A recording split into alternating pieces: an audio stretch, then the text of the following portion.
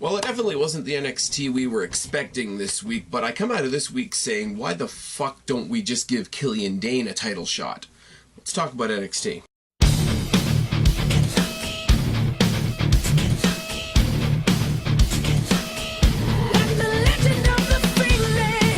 What's going on, everybody? It's your buddy, it's your pal Spaz Phoenix, the YWC Reality Check, here with your NXT review for February 7th, 2018, and I want to get the house cleaning up out of the way first. Short, sweet, and to the point. We're not doing the Mixed Match Challenge anymore. It's way too much of a pain in the ass to try and download because we don't have that available to us in Canada, and I'm having far much more fun doing the 205 Live reviews while 205 Live is in the middle of this little rebirth that they're doing with the tournament and bringing in people from the UK, bringing in people from NXT, etc. So please come and join us for that. It's a lot of fun. Mixed Match Challenge is sort of going by the wayside. Please check out my Off the Cuff series where, you know, any topic I really choose to do a video about, really. But this week, at some point this week, we're going to be doing a video on the Booker T. Corey Graves situation, which is really, really ridiculous, and it's a video that I'm going to have a lot of fun doing, and nobody's going to like me afterwards. So that's always a thing. Check out the annotation up there for Ask the Phoenix. The next Q&A is going to be coming up a week or so before WrestleMania, so you've got a fair bit of time to get your questions in for that. Let's move on from that. Let's get all the boring bullshit out of the way and talk about NXT this week, where we were supposed to see SAnitY, Alexander Wolf and Eric Young get their tag team title rematch against Fish and O'Reilly of the Undisputed Era, which is still a dumb name for a faction, the ROH Boys, etc. And as a bonus, we were going to get Killian Dane versus Adam Cole, which doesn't happen because we set up for the tag match, and all three members of both teams just come in there and beat the living shit out of each other. They're jumped by SAnitY. There's a 3-on-3 brawl. The refs and security come in. They break it all up. Obviously, center stage, the crowd there is fucking wonderful. Let them fight, let them fight, let them fight. The ROH boys tried to bail up. I wouldn't necessarily say up the ramp, because they sort of crawl up that stageway, and William Regal comes out and says, you know what, fuck this, title match is out the window, the singles match is out the window, we're going to have SAnitY versus the boys from ROH in a 6-man tornado tag as the main event. So on the one hand, you're thinking, okay, that's going to be a schmoz and a brawl, and it's going to be a hell of a time for me to take notes and try to talk to you guys about the match. But on the other hand, you figure SAnity's not going to get their title rematch. We're not going to get that awesome one-on-one match between Killian Dane and Adam Cole, which, when you get to the end of tonight's show, you really sort of see, I really would have liked to see that Adam Cole versus Killian Dane match, and Killian Dane should have a fucking title shot. Killian Dane versus Andrade Cien Almas would be amusing, to say the least. But instead we get Heavy Machinery, who I like. You guys know I like Heavy Machinery. You guys know they're a great comedy team. They're a sort of a feel-good team, but at the same time, they go in there, they get shit done, and I wouldn't want to fight them. That's just the bottom line there. And they're taking on Jobberelli and Gimmick Lost, and you know how I feel about those guys. Otis and Gimmick Lost, there's a knockdown and a double headbutt by Heavy Machinery, side headlock by Knight, and the Jobbers double team a lot, and it's just bad, and it's slow, and it's boring. Body shots by Knight, and a boot by Jobberelli, boot by Knight, and elbow by Gimmick Lost. The crowd tells them that they both suck, which is wonderful. Rolling clotheslines by Otis and a corner splash. A caterpillar elbow drop, which I love that that's even a thing. I liked Too Cool back in the day. I loved The Worm and Scotty 2 Hotty, the whole fucking bit. It's comedy. It's supposed to be comedy, but the caterpillar elbow drop by Otis is fucking magical. The Jobbers cheat and get caught, which makes me smile. Headbutt by Otis, and the Compactor gets a win for Heavy Machinery, which I hope means that they're going to be in the tag title picture. Heavy Machinery is a team that's overlooked. Also, Street Profits are a team that's overlooked. If they weren't two really good, how can I say this? If they weren't two really good babyface feel-good teams, I would love for Heavy Machinery and Street Profits to have a feud, possibly a #1 contenders match, but who knows. Great match from their point of view. Jobberelli and Gimmick Lost, they give nothing to me as characters, as in-ring workers that make me give a shit. They are slightly lower on the totem pole than TM Nobody Gives a Shit. So we've got Jobberelli, Gimmick Lost, and TM Nobody Gives a Shit filling out the bottom portion of the tag division on NXT. We get Johnny Gargano making his first statement since his loss at TakeOver. I think it's funny that they sort of play that up and say, oh my god, it's the first time we've heard from him since da-da-da-da-da. But the episode after TakeOver is filmed before TakeOver, so this is the first time you would hear from Johnny Gargano, which is kind of interesting. Get some Johnny Wrestling chants, and they are fucking loud at the soundstage. They really, really are. He talks about losing at TakeOver, talks about how impactful it was, losing in front of his family, in front of his friends. Roddy Rah. He says, I lost, but it sucks, but I earned all your respect, and that's worth more than any championship. It was the match of a lifetime, and you all reminded me that I am exactly what I say I am. I am Johnny Wrestling. And then he's about to come out and start talking about Ciampa and the crutch shot. And, you know, Ciampa, I bit my tongue about this long enough. Ciampa, I'm coming for you. And I want to insert the little Booker T quote there, but I won't. And as soon as he's supposed to, you get the feeling that he's going to dig more into Ciampa, but out comes Andrade Cien, Almas, and the Spanish Trish Stratus, Zelina Vega.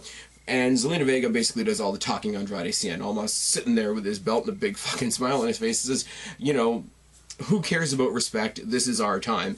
As the crowd is chanting, or you can tell there's a couple of guys in the front row that are trying to get the crowd to chant Match of the Year at them. It's loud enough that it gets picked up, but it's not loud enough that it lasts any longer than like maybe 2 or 3 repetitions. Zelina Vega goes on to call him a 3-time loser, and no, you can't turn around and blame your ex-partner Ciampa for this, because we beat you before he even showed up. You're not Johnny Wrestling, you're Johnny Loser. And then the crowd immediately ramps up successfully with a We Want Candice chant. Gargano mocks her by saying the second favorite part of TakeOver was watching my wife beat the hell out of you. Gargano and Candice, who sort of randomly shows up at his side out of nowhere, they chase off Almas and Vega out of the ring. Zelina Vega's on the rampway sort of like losing her shit a little bit. What do I have to do to get rid of you? What do I have to do to get rid of you? Gargano says, it's easy. Give me one more shot at that title. And she says, okay, if you lose this match, will you, leave NXT? And he says yes, because that's what a babyface does. And even his wife is sort of sitting there like, if you're Candice LeRae, you got to be thinking, okay, I just got signed to NXT. Why are you, like, putting yourself in a situation where you might leave? But I want to say something about this, because we do have this title versus NXT spot match coming up sometime in the future, I would assume. But Johnny Gargano, the promo that he came out and he cut tonight is the generic babyface, I got knocked down, but I'll get up again. I'm going to persevere. I'm going to put a smile on my face and trudge forward and whatever. And let me tell you something. John Cena can't do it. Roman Reigns can't do it. Daniel Bryan, as much as you all think he can't do it. Bayley can't do it. As much as she doesn't really need to, Ember Moon tries and can't really do it. Johnny Gargano can do it. And he does it well. And I know it's totally irrelevant, but his theme song really does boost it up and really does come with the same energy that his promo does, that his work in the ring does. Johnny Gargano is the total package. Johnny Gargano will, on the main roster, be what you all think Daniel Bryan is.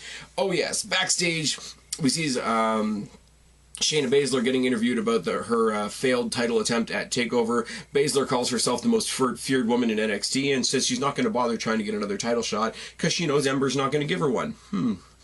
Wonder how that's going to go. And then we announce that the match that Roderick Strong earned against Tyler Bate a couple weeks ago for the UK title is going to happen next week. So next week, we've got Pete Dunne versus Roderick Strong for the UK title, and that's going to be a lot of fun. We're seeing a lot of Roderick Strong recently on venues that aren't exactly NXT. He's going for the UK title. He has advanced in the tournament for the Cruiserweight Championship over on 205 Live.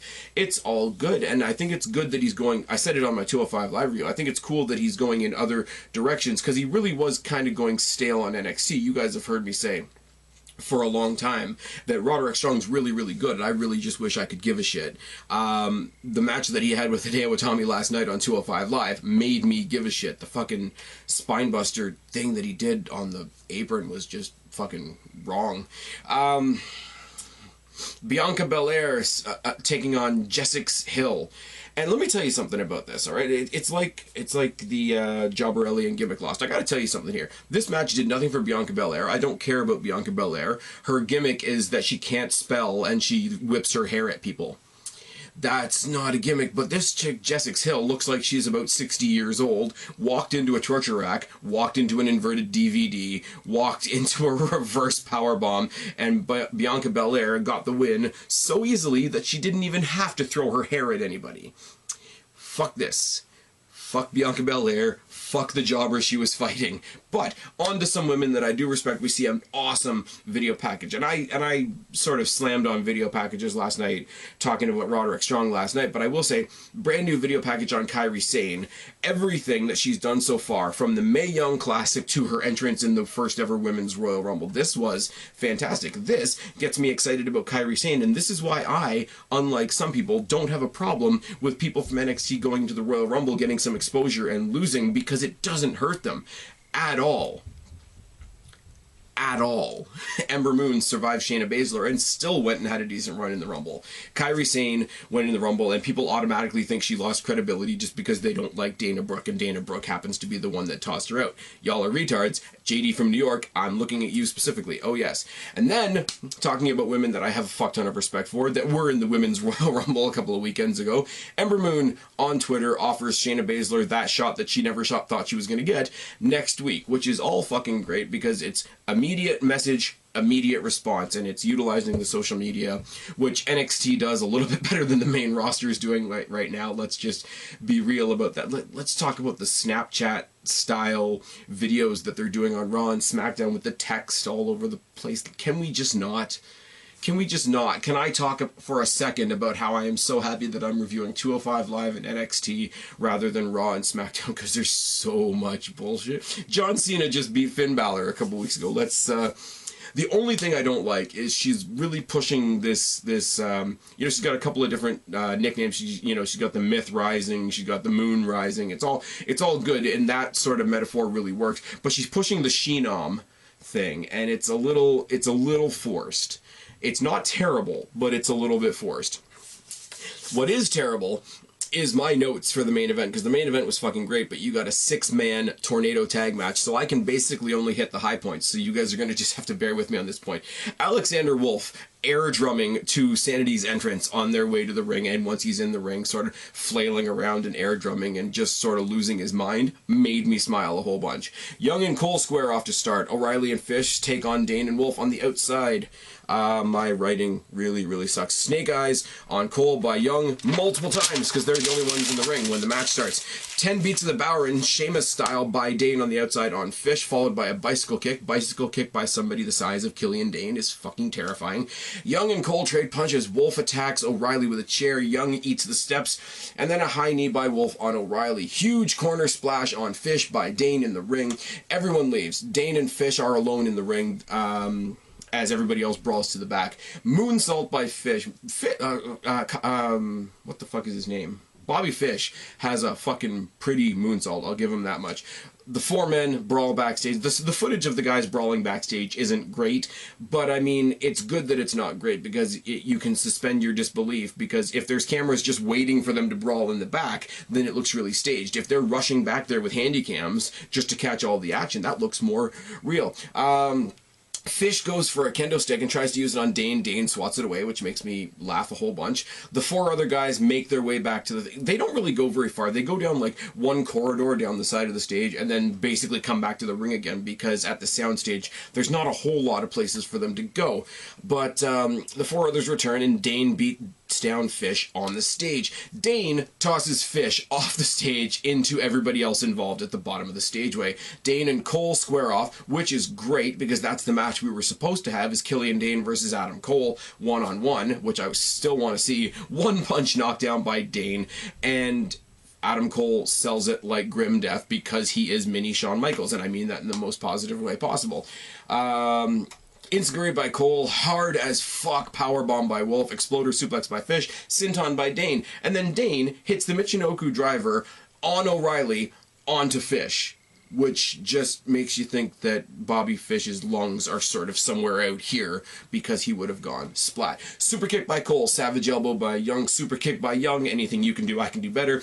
Back suplex by Wolf, lariat by Dane, boot and a senton through the table, but he misses. And the only person that he sentons through the table is himself, which is kind of unfortunate. Bicycle kick by Wolf, super kick by Cole, total elimination by Fish and O'Reilly, kendo stick shots for everybody by Young, brainbuster on the kneecap by Cole, which is fucking dirty.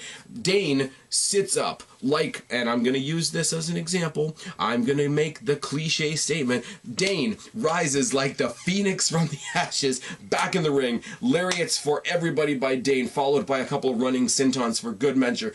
Ulster Plantation by Dane gets the win, and not only is Dane posing in the ring as the match is ending, as their music is blaring, but he sort of scoops up his two partners on either side, and he's just got them propped up in victorious celebration in the ring. Conspicuous by her absence is Nikki Cross, but again, the Undisputed Era don't really have a female member because the whole Tainara Conte experiment was a huge failure. So her not being there this week doesn't break my heart, even though her not being this week does break my heart, if you get my drift. Next week, we've got Dunn versus Strong for the UK Championship, and Baszler versus Moon, assuming that Baszler accepts the offer, which we pretty much know she will.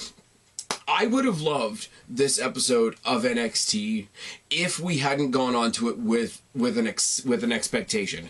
If the two matches hadn't been set up last week, if we didn't think we were getting a tag team title shot, and it was just sort of, you know, Undisputed Era were coming out to cut a promo, SAnitY came out and attacked them, William Regal made the main event, that would have been cool. But I was really looking forward, I might be crazy, the main event was fucking great. Some of the other shit we had on the show, the highlights on Kairi Sane were great. Bianca Belair can fuck off. Jobberelli and Gimmick Lost can fuck off. I don't know what to tell you about that one. The promo segment leading into the next title match for Johnny Gargano was fucking amazing, because he can do the babyface underdog shit properly. And I'm sorry, Zelina Vega, there's a reason I've been calling her the Spanish Trish Stratus. She is a bitchy heel, and it is so fucking good. So that's good. Looking forward to that. 2 potential title matches next week. A big clusterfuck main event. Makes me completely overlook anything on this that was bad. And that's really all I can ask for. Can't wait for next week. Can't wait to keep talking to you guys about the 205 Live tournament. Can't wait for 2 title matches next week. Can't wait to talk to you guys sometime at the end of this week about the Booker T, Corey Graves situation. But until then, I've been Spaz, your YWC reality check. Subscribe up there. Talk down there. Start a conversation. Keep all these conversations going. Don't be a stranger. I'll talk to each and every last one of you later, but for right now, I am tagging out. Bye.